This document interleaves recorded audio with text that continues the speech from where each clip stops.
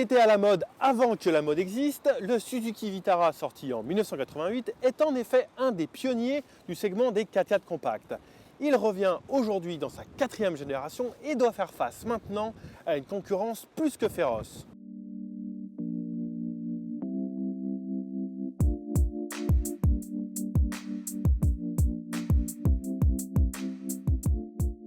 Le concept IV4 présenté au Salon de Francfort en 2013 ne manquait pas de personnalité, mais le Vitara qui s'en inspire rentre un peu plus dans le rang et semble être au final un condensé de tous les détails esthétiques de la concurrence selon les angles. On notera tout de même que l'originalité de cette courbe, partant du bas de caisse et venant s'enrouler autour de la roue arrière, a été conservée et qu'une gamme complète de personnalisation est proposée. À bord, l'assemblage est tout à fait correct, mais le choix des matériaux s'est plus orienté vers du durable, disons, que vers un aspect esthétique. On a donc des plastiques durs un petit peu partout, ce qui donne une ambiance, disons, rustique. Au centre de la planche de bord, on retrouve sur les plus hauts niveaux de finition un écran tactile qui rassemble la caméra de recul et le mirroring qui permet de piloter votre téléphone portable. Alors cet écran, il a le mérite d'exister, mais ce n'est pas le plus réactif du marché.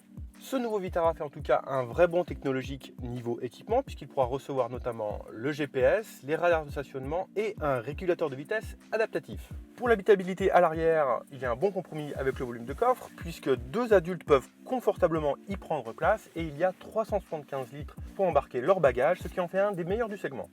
Côté technique, le Vitara repose sur une plateforme de S-Cross. Il en reprend donc logiquement la gamme de moteurs, à savoir deux 1,6 litre de 120 chevaux, un essence atmosphérique qu'on connaît déjà aussi sous le capot de la Swift et un diesel qui est en fait un multijet Fiat rebadgé.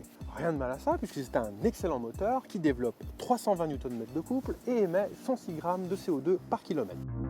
Car oui, ce nouveau Vitara garde encore les prétentions au tout-terrain qui ont fait le succès de ses aînés, avec une garde au sol de 18,5 cm et la transmission All Grip qui passe de la traction à la transmission intégrale dès qu'une perte d'adhérence est détectée, avec plusieurs modes sélectionnables. Pas de quoi grimper aux arbres, mais suffisant pour être plus à l'aise que la majorité de la concurrence hors des sentiers battus.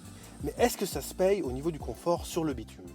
Eh bien, on note ici un réel progrès par rapport aux générations précédentes, malgré un centre de gravité haut qui caractérise ce genre de véhicule. Les mouvements de caisse sont bien contenus, les suspensions absorbent les imperfections de la route de façon tout à fait satisfaisante et la boîte de vitesse à 6 rapports est d'un maniement étonnamment agréable. Par contre, la direction se montre plutôt vague et le moteur devient bruyant dès les moyens régimes.